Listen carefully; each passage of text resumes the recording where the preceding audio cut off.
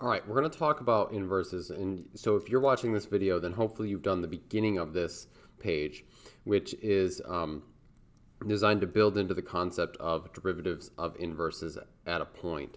And what I'd like to do in the practice problems is just give you several examples and kind of scaffold you into being able to do these problems on your own. The problem with these problems is they're not, at least for me and at least for many students so far in my teaching of this, is they're not intuitive. It's difficult to get a feel for it. So the beginning of it was designed to kind of give you a feel for these problems. And then this is to give you more of a structure in place that when you see a problem like given this function, find the derivative of the inverse at this point, you have a system for figuring out what the derivative would be there. Okay? Because you won't always be able to take and find the inverse. Like in number one here, you're not going to be able to find the inverse of this explicitly to do the work that you would need to do if you just want to take the inverse and derive, okay? So that's why the formula works out. In fact, I'm going to write the formula large at the bottom of the page here. It is this. The derivative of the inverse of A is equal to 1 over the derivative at B, okay? Where the point A, B is on the inverse function, okay? So in this first example, we've got this function here. We want to find the following. I'm telling you to find the following because our ultimate goal is to find this, the derivative of the inverse at -2. Well, what does that mean? Well, that means A is -2 if I'm following the formula. And we can write this, I guess, that this is our goal. 1 divided by f prime of B. Now, at this point, we don't even know what B is, okay? So we need to figure out all of that stuff first. So what I'm suggesting you do is first find f of, well, back up a second. When we get to number 3, we will start with the problem and then work our way backwards to that. But in this one, let's just find all of these things. So f of 0, turns out if you plug in 0 here, you're going to get -2. F inverse of -2, well, that's just switching the x and y points. So in other words, it's the x value of f when y is -2. So that's just going to be 0, okay? What is f prime of 0? We'll figure that out real quick. F prime of x is going to be 5x to the 4th minus 12x squared plus 1. So f prime of 0 is 1. And by the way, this tells us what our b value is. The point on the inverse is -2 comma 0. So that's our b value. So ultimately what we want is 1 over f prime of 0. Hence why we found f prime of 0.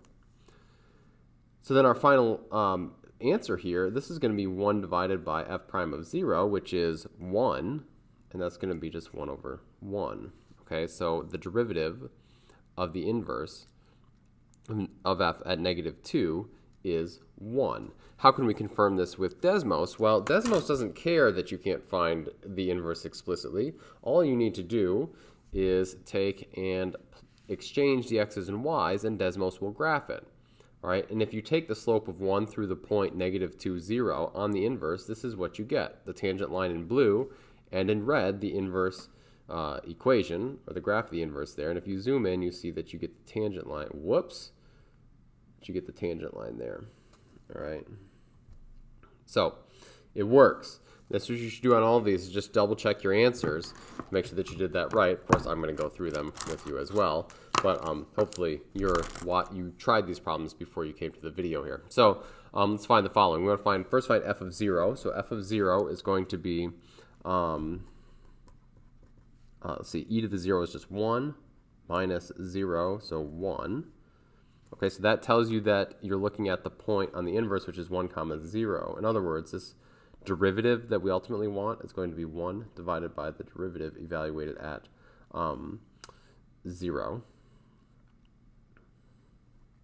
Hence why, again, I'm sort of baby stepping you into it here. F prime of 0 is going to equal e to the x. Well, sorry, f prime of x is going to be e to the x minus 2. So that's going to be 0.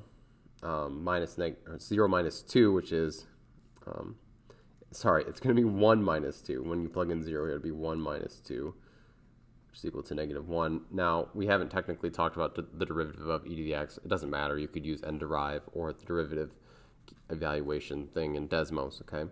So what you end up with then is 1 over negative 1, which is just negative 1. Okay. So again, this is the information you need to answer this question. Now let's do a problem where you don't have that format. So given f of x equals cosine of x minus x, we want to find the inverse, the derivative of the inverse of f evaluated at negative pi over 2. Okay. So first thing that we might start with here is we might start with the f prime of x. So let's just find the derivative real quick. So f prime of x is equal to negative sine of x plus 1.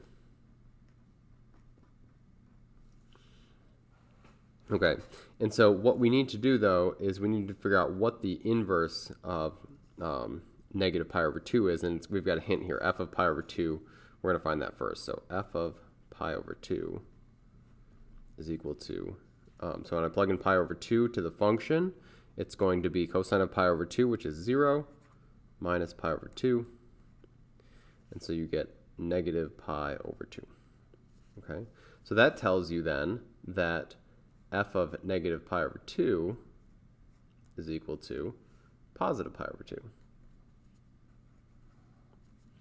Okay, so that's that second piece here. So in other words, the inverse of f of, or the inverse of pi over 2 comma negative pi over 2 is just flipping around the x's and the y's. Okay, sorry, I should say this, f inverse of negative pi over 2. Okay, so then we need to find the derivative, because again, our ultimate goal here is to find the derivative of the inverse at negative pi over 2. And so now we know that's going to be 1 divided by the derivative at pi over 2. So we need to figure out what is the derivative at pi over 2.